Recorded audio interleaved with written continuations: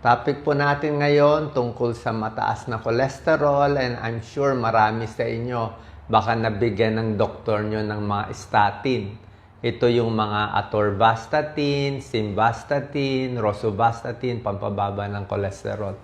So bilang internist at cardiologist, ito talaga inaaral namin. Ito talaga yung linya ko. Okay? Pero ituturo ko sa inyo ano yung tamang paraan. Kailan ba binibigay ang statin? Bali, hindi lahat ng tao na mataas ang cholesterol bibigyan agad ng statin. Merong mga tao, isang grupo ng tao na babagay itong mga statin na gamot, makakatulong sa kanila. Pero may isang malaking grupo rin naman ng tao, kahit medyo mataas ang cholesterol, hindi rin dapat binibigyan agad. Okay, so ikukwento ko sa inyo kung ano yung tamang pagbigay nito, sino pwede at sino hindi. Ang goal lang po natin, alam niyo naman, ang goal ko lang na mas humaba buhay nyo, ano yung pinakamaganda sa katawan nyo, hindi man tayo nagbebento ng gamot, wala tayong paki dito. Gagamitin lang natin siya sa tamang paraan. Okay? Ano ang mga statin?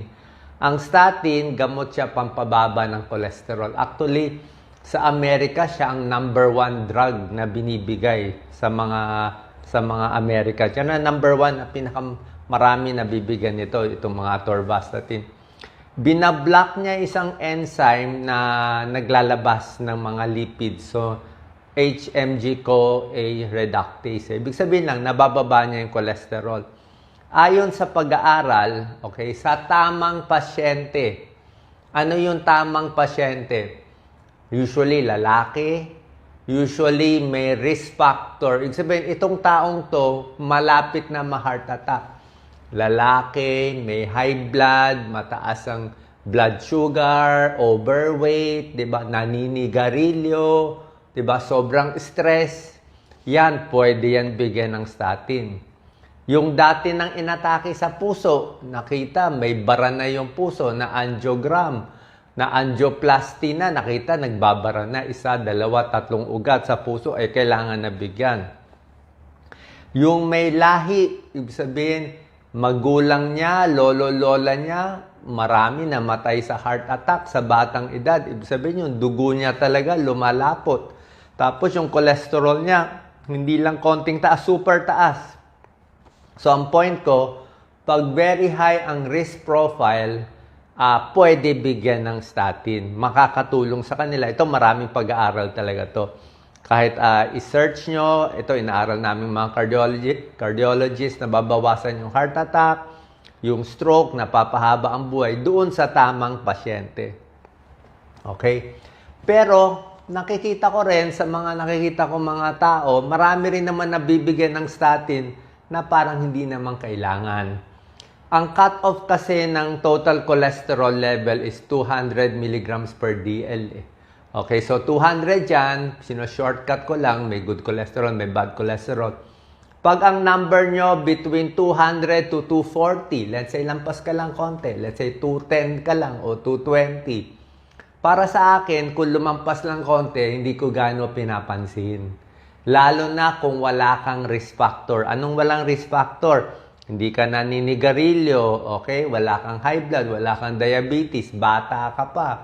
30 years old, babae, nakita mataas cholesterol, 210, 230, kahit 240 nga ang cholesterol mo, para sa akin, okay lang. Meron tayong home remedy, mamaya, diet muna, kaya natin yan, 2 buwan muna. Di agad-agad ako nagbibigay ng gamot para dun sa laboratory test. Kasi laboratory test yun eh. Siyempre, ginagamot natin pasyente. Ibig sabihin, sa babae na walang risk factor, malabo ang tsansa atakihin siya sa puso. So, kahit bigyan ko ng statin, walang ganong benefit, di ba? So, sasabihin na iba, ba't di na lang bigyan? Baka may konting benefit. Ito ang problema. Lahat ng gamot, may positive, may negative.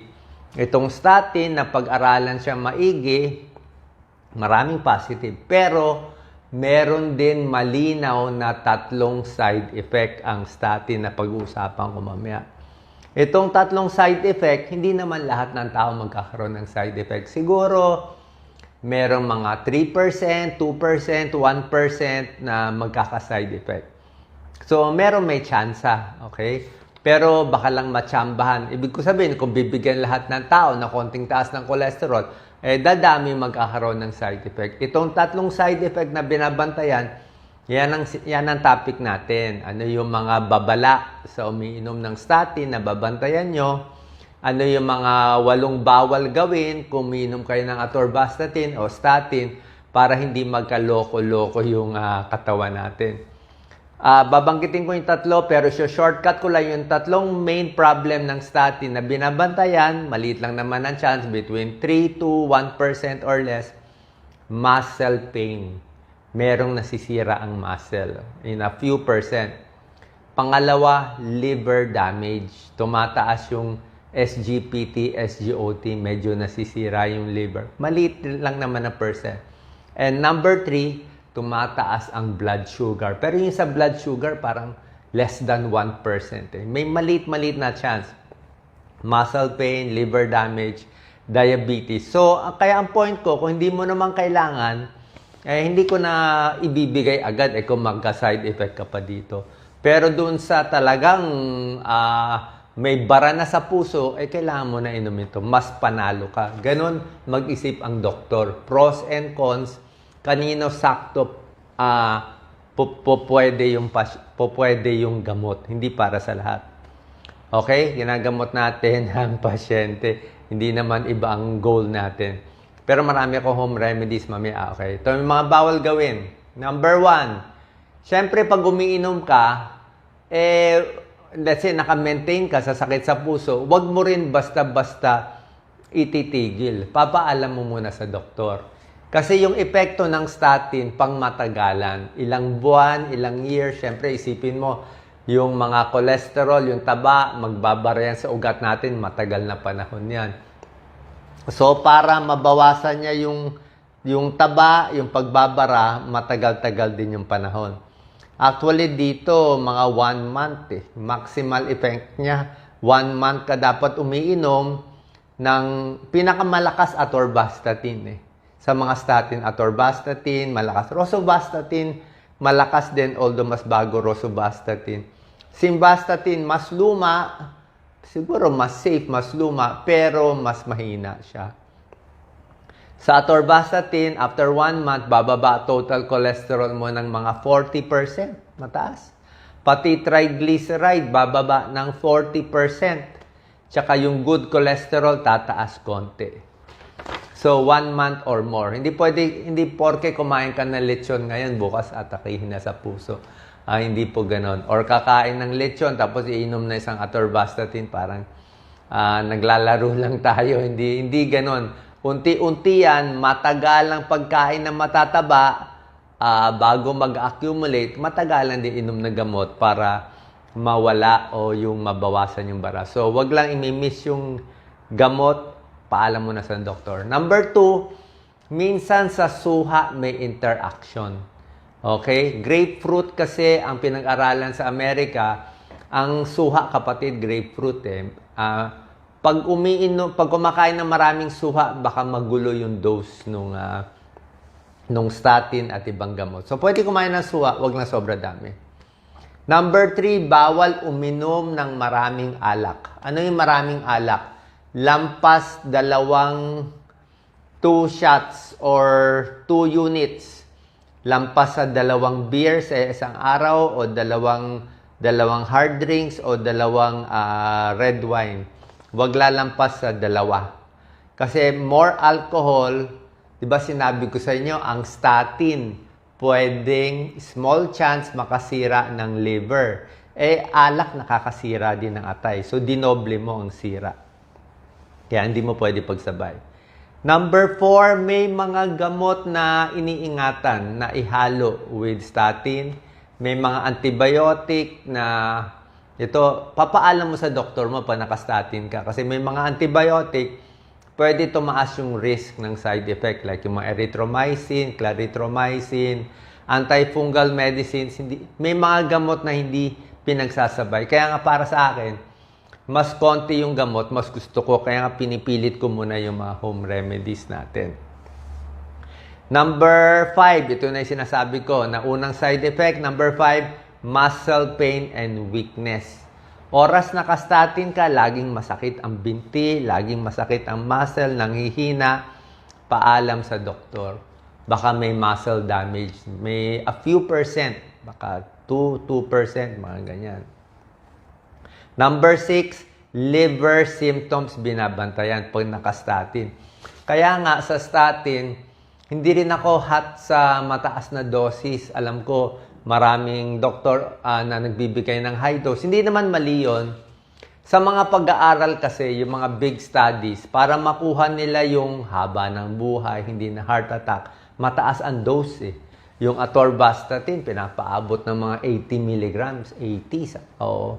Lalo na yung mga na-angioplasty, 40, 80. Ako, hindi ko naabot yung ganung kataas. Mga 10, 20 lang ako. Pinipilit ko sa pasyente, gawin mo tong mga home remedies mamaya. Pwede naman kasi umasa lang sa gamot, pero sa akin, hindi rin maganda sa inyo na high dose yung gamot nyo, pati side effect nyo, mas mataas ang chance. Ang tigas naman ng ulo nyo, kain pa rin ng kain ng matataba, ganun pa rin, overweight pa rin. So, parang sayang lang yung gamot, kinokontra mo rin sarili mo, di ba? May gamot gusto ko pero low dose lang. O yung tamang-tama lang. Kasi mas mababa ang dose ng statin mo, mas mababa yung side effect. Yun ang maganda, di ba? Mababa lang dose mo, ingatan mo pagkain mo, the less side effect, mas mahaba buhay. So, yan yung number 5, muscle pain. Ingat. Number 6, liver symptoms. Yung naninilaw, ayun, pag naninilaw, ibang usapan na yan, naninilaw balat, mata. Ihi, naninilaw, nasusuka. Chinecheck ang SGPT, SGOT. SGPT, SGOT. Lalo na yung may fatty liver. Sa may fatty liver, medyo controversial ang pagbigay ng statin. Medyo mahirap, complicated. Short lang. Fatty liver, mataba, mataas ang cholesterol. So isipin mo, fatty liver, maganda bigyan ng statin. Pero, fatty liver, medyo namamagana yung liver, binigyan mo ng statin, pwedeng lalong mamaga. So, timplahan yun eh. Timplahan. So, usually mababang dose, pag tumaas yung liver enzyme, mas ayaw natin. So, binabantayan yun. Okay? Number 7, diabetes. Merong pag-aaral, I think mga 0.6% lang naman, less than 1%, tumataas yung blood sugar. Oo, na pag nakainom ng statin. Pero maliit lang yung percent. So, yun na nga ang point ko. Pag hindi naman kailangan, at hindi naman masyadong high dose, hindi ko gano'ng binibigyan ng ganong kataas na gamot. Kasi may konting risk. So, monitor din yung blood sugar. And number 8 na bawal gawin, syempre, paninigarilyo. Okay? Naninigarilyo, masisira ang baga, masisira ang puso, at nawawala yung epekto. Nawawala yung epekto ng statin sa puso. Statin, ano bang explanation? Ano ginagawa ng statin sa bara? Actually, ang ginagawa lang niya, let's say may bara, di ba? Let's say ito, may bara. Parang medyo pinapatigas niya eh. Parang ini-stabilize niya. Imbis na yung bara sa puso na pwedeng matanggal, pwedeng magbara totally, parang fina-flat lang niya. Parang napa-flat niya, nare-remodel niya konti. Para baga sa daanan medyo pinapaluwag niya, pinapatigas niya. Yun ang nakikita nila before and after taking statin. Okay? So, pinakita ko na. Yung iba may side effect na parang nagsisipon, nasopharyngitis, pero mga rare naman yun. Mga rare. So, yun na nga. Merong mga memory loss. Ito, hindi ito napatunayan. Yung sa amnesia, sa brain, hindi siya napatunayan. Sa buntis, hindi rin binibigay sa buntis. Okay? So, pag buntis, sasabihan natin. Kailan maganda inumin ng statin? Umaga, gabi, pero usually sa gabi. Usually sa gabi binibigay kasi sa madaling araw, doon tumataas yung cholesterol o doon naglalabas yung liver ng cholesterol. So, usually sa gabi, pero okay naman sa umaga. Tapos, ang test nila, tulad nga sinabi ko, mga 1 month bago bababa. Hindi agad-agad bababa ito. Ngayon, ito magandang part. Ano magagawa nyo para hindi na uminom o mabawasan yung pag-inom? 'Di ba? Gusto natin mababa yung numbers eh. Tulad na sinabi ko, 200 milligrams per DL ang total cholesterol na maganda. Kung meron kang bara sa puso, may dating heart attack, pipilitin mo 200 or lower. Pero kung wala naman, kahit mga 240, 230, yung kapatid ko 230, hindi naman, 'di ba? So depende kung walang risk factor. Okay? Ito gagawin natin, maganda po 'to. Paano ipapababa ng tulungan yung gamot o baka matanggal yung gamot o mabawasan yung dosis, biglang bababa cholesterol nyo. Number 1, oatmeal. Kain kayo ng oatmeal sa umaga. 1 cup of oatmeal a day, lagyan mo ng konting saging, strawberry, bababa ng 10% ang cholesterol mo. So, pag 220, baka maging 200 na lang cholesterol mo, magulat kayo. High fiber siya, soluble fiber. Yung mga pagkaing mataas sa fiber, okay, mataas sa soluble fiber, maganda yan. Parang nakukuha niya yung cholesterol sa tiyan na lalabas niya, nababawasan. Ano yung mga high fiber? Mga munggo, mga beans, lahat ng gulay, kangkong, okra, lahat yan.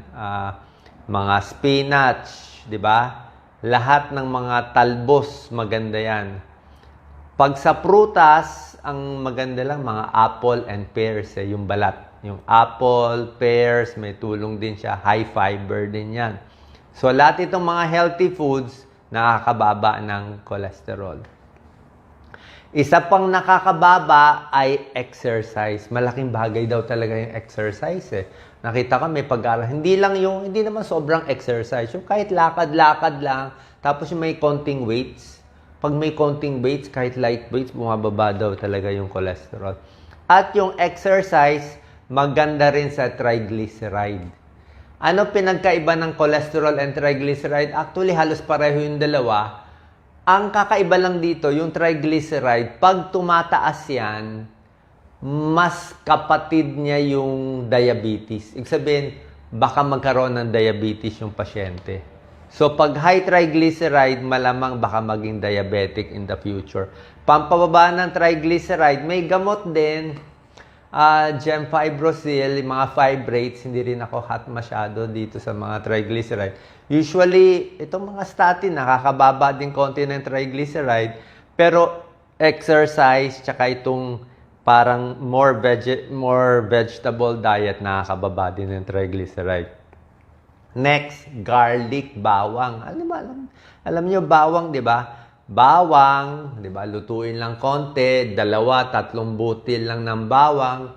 Hilaw kasi baka sumakit ang tiyan nyo eh. Maganda hilaw pero baka sumakit. Di, lutuin na lang konti. Bawang nakakababa ng total cholesterol.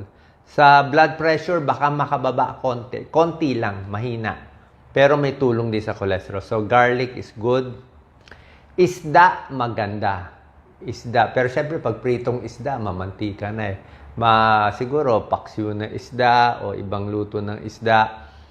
Isda or pwede rin fish oil mismo. Fish oil supplement, pwede rin. Kasi omega-3 fatty acids or isda mismo, nakakababa ng triglyceride, nakakababa ng heart disease, pampaganda ng tibok ng puso, fish oil supplement o itong mga isda.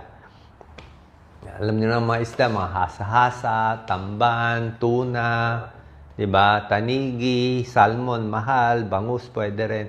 So, more isda, maganda. Isa pa, green tea. Green tea, although may konting caffeine ng green tea, ayoko rin, wag din masyado matapang, pero green tea, nakakababa ng bad cholesterol, lowers LDL. Okay? Siyempre, yung taba, ay iwasan.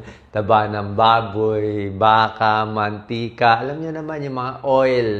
Diba? Laman loob. Diba? Konting bawas. Diba? Laman loob, mataas ang cholesterol.